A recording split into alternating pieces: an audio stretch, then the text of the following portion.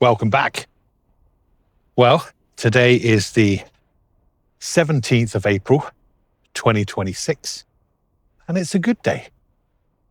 It's a little bit chilly, a little bit overcast, as you can see in the background, but I'm feeling good. I did weigh myself this morning, and I'm now 129.5 kilos, so a further 1.8 kilos down since the last time I weighed myself 2 days ago. And that was a good motivator. A couple of things I wanted to get out of my head today was, one thing was stress. Now, I've been in managerial roles throughout my career, and always I'd say a fairly high amount of stress, a lot of project work, a lot of deadlines. And as I said before, I'm actually in between jobs at the moment, quite thankfully. And it's quite strange. The last job I was in, I'd actually just moved to it. I left a job that I hated. I went to work for a charity. And that felt like a great job. It was remote. It was a lot less money, but it felt like I was doing the right thing. A couple of weeks into that job, I got an offer from a larger company offering a lot more money and a lot more of a challenging role. And I thought, that sounds good. So I went for it and I got it. In hindsight, that was a big mistake for two reasons. One, the company got brought out 2 weeks after I started and I got made redundant. That's a different story. But the first one is, during the couple of weeks that I worked for the charity, my stress levels went down because it was a completely different environment to what I was used to working in. You know, there was less money to play with. The projects were a lot more slow paced just due to budget and obviously the people that were available to work on those projects. So the charity job was interesting for me because I thought, I'm applying the knowledge and the experience that I've gained over the last 30 years into something good. And it did feel good and the job felt good. It just wasn't challenging enough. There wasn't enough. That's what I thought at the time. When I quit that job, I'd only been working there, I think, about a month because of this other opportunity that had come up. And I didn't tell the charity about the other opportunity. I just said, look, out of personal reasons, I'd like to resign, but I'd love the opportunity to come back in the future. And they were obviously disappointed that I was leaving, but also they said, yeah, we would love to have you back, because the amount of stuff that we had done as a team in those short 4 weeks was for them quite amazing. And a lot of the transformational stuff. And I had a discussion with my direct line manager, who was the operations director. And we left it and said, yeah, Andrew, if you ever want to come back, please just give us a call and we'll take you back. Yeah, so during that discussion with my line manager, I also, was quite honest with them and said, look, you've got a really good team. They were a globally dispersed team. But I said, realistically, in your current situation, and their situation was fairly dire because, and a lot of, well, not a lot of, most of the charities, the NGOs around the world are struggling with this since the US administration cut USA aid. That really cut about 50%, if not more, of their income in a year. So they were scrambling for funding.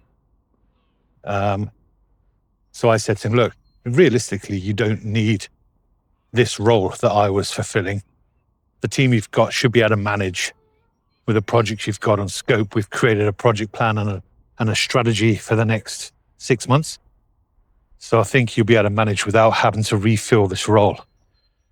But he said, yeah, but at the end of the day, if you ever do decide you can or want to come back, then we would take you on with open arms. Great. So I finished on the Friday with the charity, started on the Monday with this new company. And this was a very different experience to the charity. Back into corporate world, very high pressure. They were running a very large global project, which I was to take on with external contractors, fairly big team, and a lot of money at stake. So the 2 weeks that I worked there, I was in amongst the weeds again, leaving the house at 6 o'clock in the morning, get into the office about 7 o'clock, 6:45, 7 o'clock, and then working until 7 o'clock at night, getting home for 8. So back to my usual shitty rhythm that I was working a couple of years ago.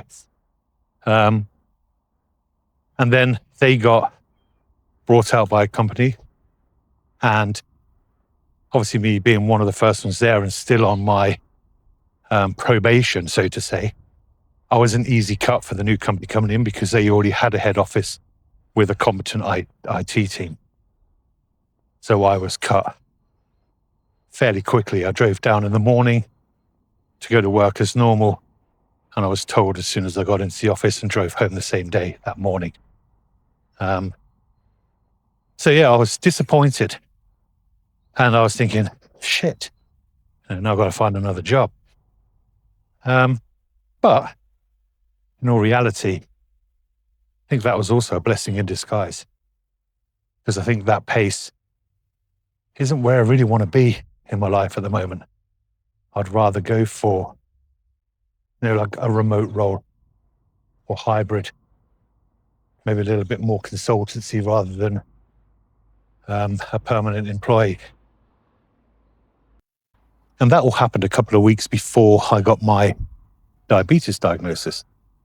And I think that's afforded me the time to actually concentrate on myself and actually take the time to do the exercise, do the walks in the morning, manage my diet properly. If I was working in the office, I would go to work on a cup of coffee, and I'd work throughout the day and come home in the evening without eating, and then absolutely ram myself once I got home, either with a takeaway and crisps and chocolate and all the bad stuff.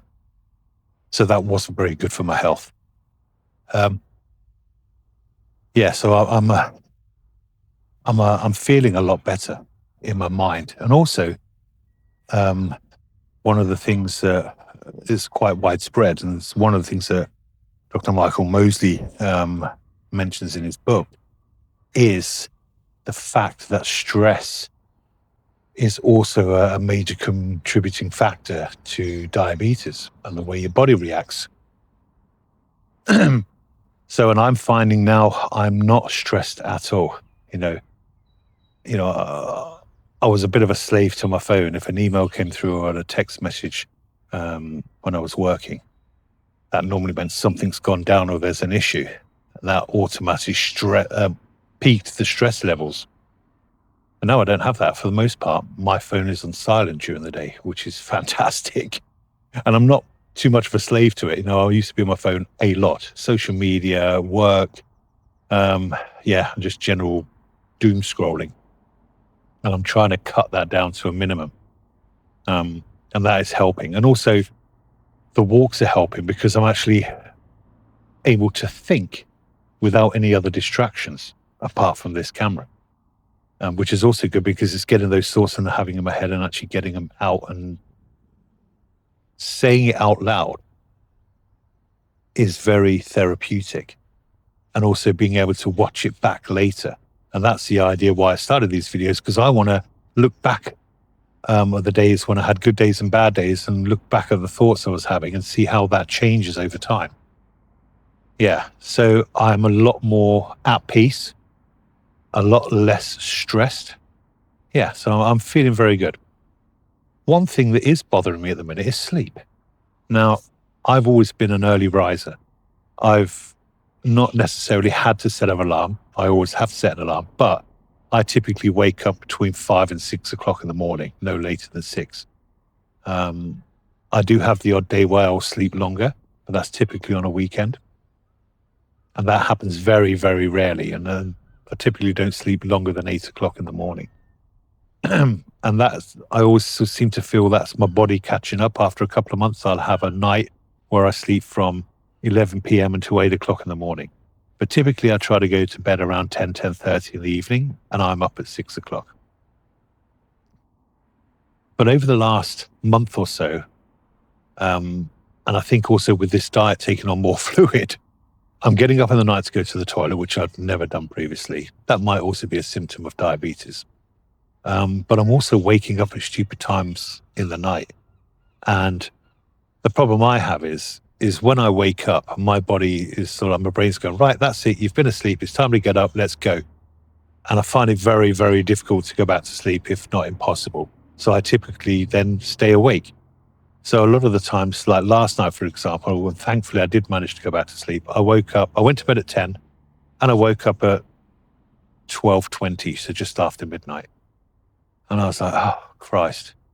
So I went downstairs, had a drink, and then sort of like hung around for about 20, 30 minutes and said, right, I'm going to try and go back to sleep. So, and I went back to bed, and it actually happened. I went back to sleep, thank God. But I was up again at, I think, 4:45 this morning.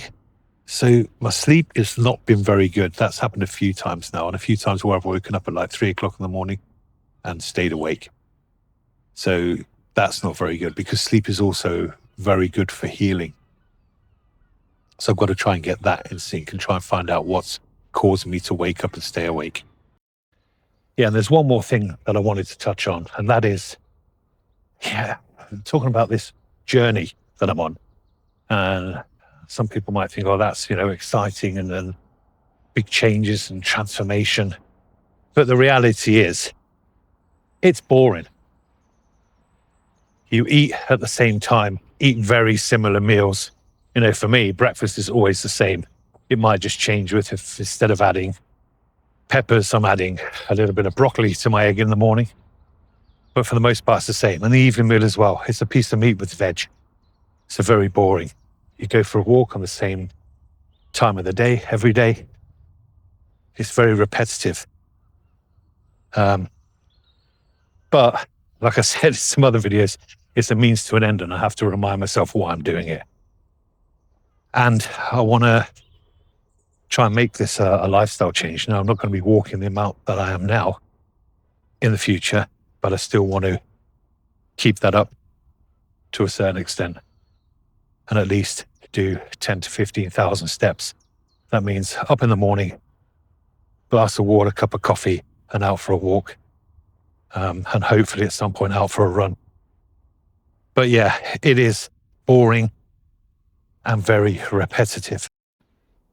But that being said, yes, repetitive and boring, but the results are extremely motivating. Like today when I stepped on the scale, I thought, Jesus, that is another substantial drop. And again, I understand that my weight loss is not going to continue at this rate.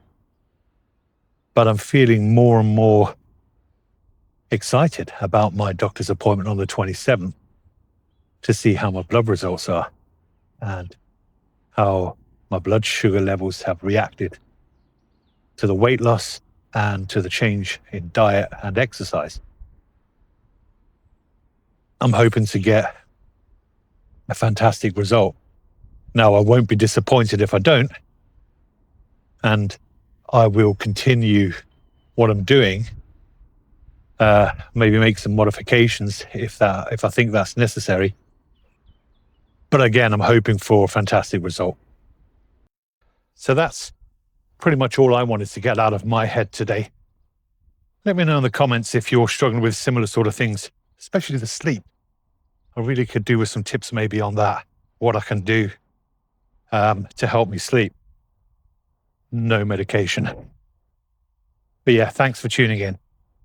And again, if you like the content and you feel it might be bringing you some value, then please do consider subscribing, give the video a like, and drop a comment below. That really helps with the algorithm, and hopefully we can get these videos out to some more people who are maybe feeling the same way, going through the same situation, and who can maybe give me some tips. Okay, thanks a lot.